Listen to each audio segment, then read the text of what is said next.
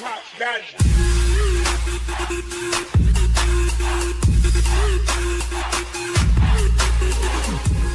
What is going on, guys? Flawless, welcome back to another video, and today I'm going to be showing you guys a comeback gameplay. Now, this was a pretty tough gameplay to come back from because we lost all three lanes. I got dumpstered in mine by a mid Death Prophet, and I can't say I know the matchup very well between Silencer and Death Prophet because it's not a hero that's being played too much in the mid lane right now. It's mainly an offlaner, and I just got absolutely shit-faced and my rotations weren't working out, and they just started to death ball. And it didn't really help that our supports were kind of throwing, they just weren't having it. My offlaner was pretty upset at the Earthshaker because he wasn't stunning in the lane, wasn't helping him out, and wasn't doing the right things. And also with the Jakiro, my Spectre was a little bit tilted as well. Pretty much the entire team was tilted, and it's really tough to come back from when your mentality is this game's over and we don't want to play anymore, we're just gonna AFK, and it's really tough to come back from that. I can't lie, I was flaming my teammates as well. I mean, when everybody's upset, you start flaming each other, but there was a point in the game where we started to win a few team fights while we were high ground because they were getting a little bit desperate to win the game because obviously they have a Lina and they can easily push towers. But one of the things that's really fucked up about Lina is she doesn't like when players are on top of her, say like a Spectre or a Legion Commander. So our lineup could definitely put in the work, and once we duel the Lina and get rid of her, the rest of their lineup kind of crumbles because the Death Prophet offers you a really strong ultimate and silence and spirit siphons, but it doesn't offer you a ton of damage without her ultimate. And that's where the Silencer kind of comes in, because if you silence her and she can't get her spirit siphons off, you can definitely kill her quite easily.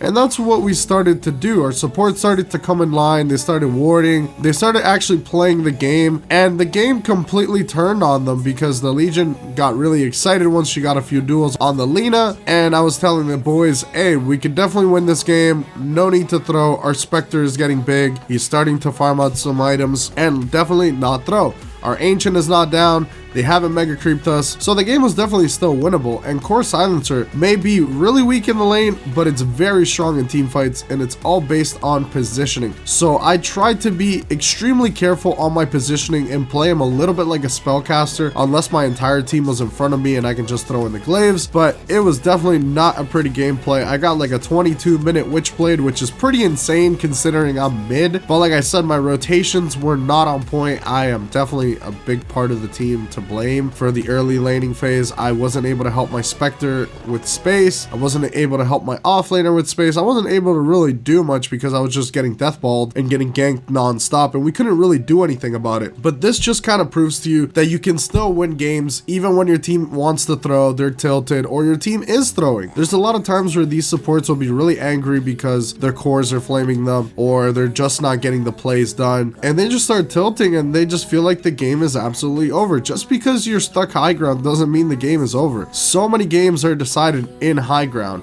and we had a pretty strong defense when it comes to high ground because Silencer, one of the best heroes for high ground with all his spells and slows, especially when he's a core and he's got all the levels, you can pump in a ton of work. And Global is still one of the strongest ultimates in the game, and it kind of destroys everything they want to do with their lineup because Witch Doctor ulti gets cancelled by Global, Centaur can't really do much when he's getting slowed in silence and tick damage, DP can't really do much as well, and I have a really strong lineup when it comes to being frontline. I have my Spectre, I have my Earthshaker, I have my Legion Commander. It all mattered on positioning. And the Lina started to tilt a little bit because they weren't winning the game and they just couldn't end the game. So they were getting really tilted and they were just all chatting report Lina and things like that, and they were just starting to tilt. So that's when I told the team, hey, these guys are more tilted than we were, so let's take advantage of this. I'm gonna bait myself. Lina wants to kill me consistently, but then you guys can duel her and clean her up. And that's pretty much what happened in the last few fights. The Lina didn't have buyback, and when she did buy back, it wasn't enough. That's one of the reasons why I always say never give up until your Ancient is down. And this proves to you, and a lot of other games that I will be posting on the channel are going to be incredibly fun, and it's about team mentality because it isn't all micro gameplay where you have to outplay your opponent so hard.